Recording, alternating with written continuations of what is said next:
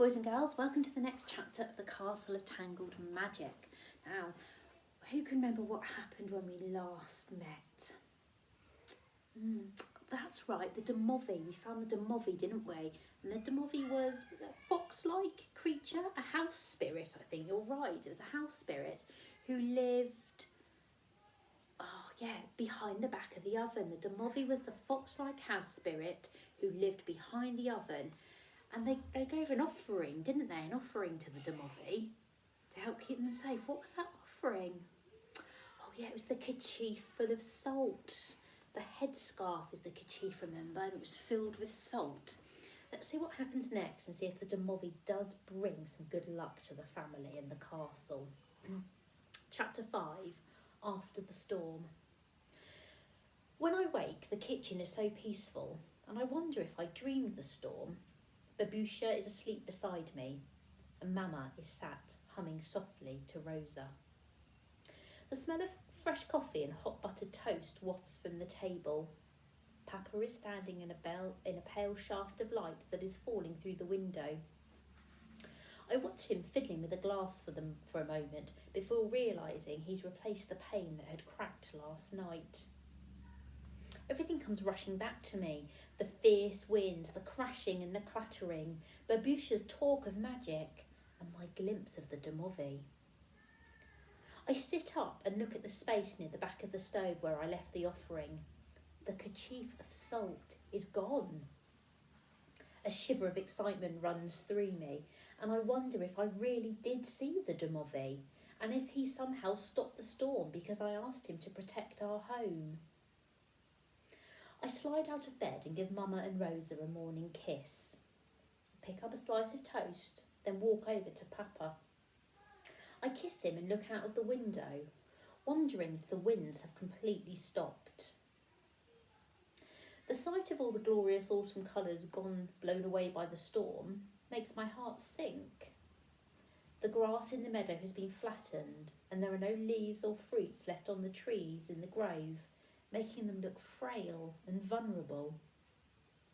The sky is overcast, the sun hidden behind a cold, steely haze. But there are no obvious storm clouds, and the lake is fairly calm, with just a few waves rising and falling, like the water is sighing with relief. The storm ended as abruptly as it started last night, Papa said as he follows my gaze. When the sun rose about an hour ago, the wind just stopped. Is the castle all right? What was that huge bang last night? I ask. Part of the sun-dome collapsed into the great hall. Papa runs his hands through his curly hair, ruffling up at it a bit. It's all a bit of a mess in there. Sun-dome, I whisper, my eyes widening at the thought that the hidden attic might have been revealed, the one Babusha says holds the key to unlock magic.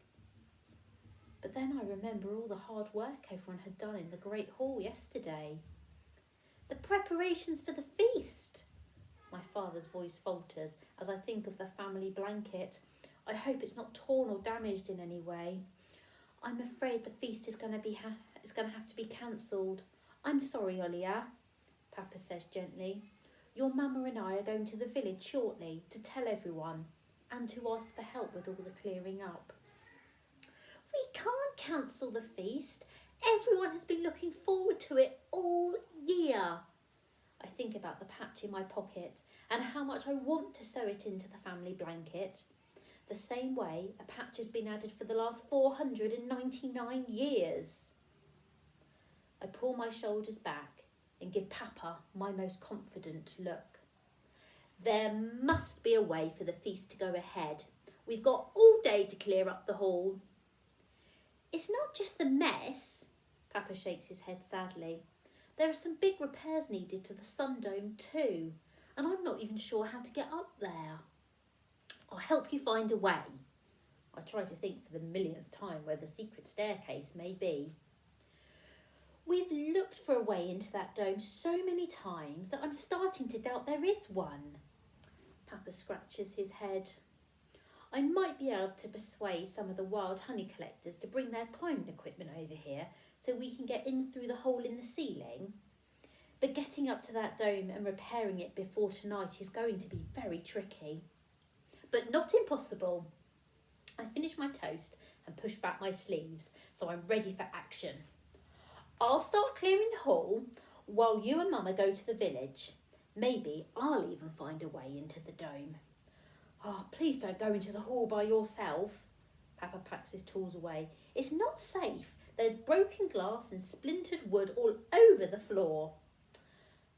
Why don't you come with us to the village? Mama rises to her feet, swaddling Rosa into her wrap. No, I'll stay with Babusha, I say, wondering if she might take me into the hall when she wakes.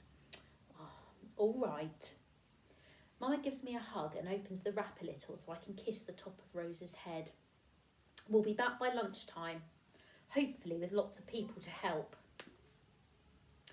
Your grandmother and I had a talk early this morning, so she knows what a mess the hall is in, Papa says, as she tucks Babusha's blanket carefully around her. Please don't let her go in there either. Oh, but we could go in there together and start the clearing up. We'd be careful. I give Papa my best pleading look. Eyebrow raised and a wide smile to make my dimple deepen. But he shakes his head. Please stay safe in here until we return. Mama puts Papa's coat on. She's been wearing it lately because it's big enough to fit around her and around Rosa together. I nod reluctantly and wave goodbye to my parents. Then I sit by the window and watch them disappear into the spruce grove by the lake. There is a path through it that leads to the village. Restlessness courses through me like a blustery wind. I'm desperate to see the damage to the sun dome for myself, and I want to get the family blanket and make sure it's all right. I stare out of the window, frustrated that Papa told me not to go into the hall. But my heart lifts when I notice two figures where the spruce grove meets the shore. I slide my bare feet into my boots and rush out of the door. I forgot Dinara and Luca were coming today. We were thinking about going fishing, so we'd arranged to meet by the rowing boats I built with my parents 2 summers ago. An idea swells in my mind as I race down the hill. Papa said not to go into the Great Hall by myself and not to let Babusha go in there. But if I went in with my friends, maybe that would be okay. We could rescue the blanket and while we're in there, take a quick look at the damage. The wind whispers Babusha's words into my ears. The key to unlock the magic is hidden inside that dome. No one has ever found a way up there. Time is running out. A thrill gusts through me and I pick up speed because today there is a chance that I'll discover the mysterious secrets that have remained hidden inside the sun dome for 500 years. And that's the end of the chapter today, boys and girls. The next chapter is called Dinara and Luca. Maybe we'll find out a bit more about Olia's friends. Bye for now.